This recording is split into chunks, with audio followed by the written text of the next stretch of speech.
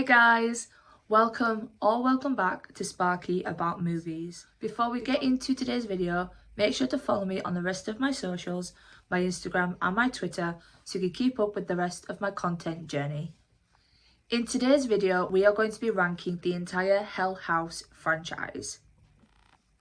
Here is your spoiler warning though guys, if you've never seen any of these movies, stop right now because I will be talking in detail about plots and characters. So first up we have Hell House LLC Lake on Fire, which was directed by Stephen Cognetti and debuted in 2019. As a completist, it's the law to finish a series, but oh my god was this bad. When it's good, it's skin-crawlingly terrifying, but when it's bad, hand me the bleach, let me just wash my eyes out. Cognetti's finisher has some structure, but it's not worthy to secure a good enough ending when the franchise began with such a transcendent first film. There are some effective scares and built-up tension in the first half, which make for a tolerable watch at best. I just didn't prefer the slower pace or the overused glitchy camera work. And that final act is just so badly shot, you just have to laugh. A muddled premise, ridiculous characters, and simply the weakest entry. It tried something different and I respect that. However, there's no forgiving the mess we had to witness. Next, we have Hell House LLC, The Abaddon Hotel, by, again, Stephen Cognetti, which debuted in 2018. A much anticipated sequel felt vastly underwhelming, with an alarming lack of fresh anything, deteriorated in quality, scares, and failed to capture the heart of the first film. The acting is also poor, ultimately becoming easy to predict the subpar thrills. Again, I do try to find the positives in everything I watch, which brings me to the presenter, I believe was called Jessica, that we see in the beginning of the movie.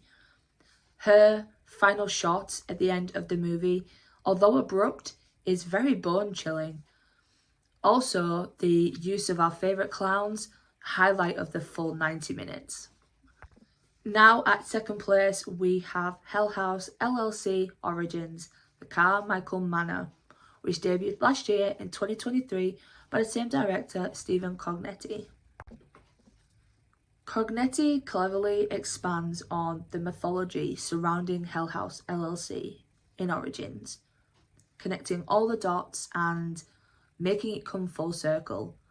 Personally, I'd hate for this to be the end, and I hope something else springs to life after such a triumphant fourth installment. Returning to its favourable ways with atmospheric uneasiness, well-shot cinematography, balancing together frightening scares with facts and great character performances, it firmly reminds you exactly why the original became such a cult classic in the first place. One of my favourite elements used in this movie was the clowns. They just waited and waited, and it was so unnerving and uncomfortable. These films used them so well. Now, sitting at first place, which I guess is very obvious, is the very first film, Hell House LLC, which came out 2015 by the director Stephen Cognetti. I think we can all agree that found footage horror is far superior. The likes of Wreck, Paranormal Activity, The Taking of Deborah Logan, As Above, So Below have all terrified us in some way, shape or form. Hell House LLC is no different. Going into this, I was skeptical. I didn't think I'd enjoy it, but I was very pleasantly surprised. Its mockumentary styled narrative was so well done. The premise also efficient and entertaining. I found the backstory really easy to follow along with too, when in keeping with the recent time frame. Watching the crew set everything up was just so entertaining. The details within the haunted attraction for sure elevated the scares. When we were first introduced to those clowns, I'm so certain they unsettled everybody.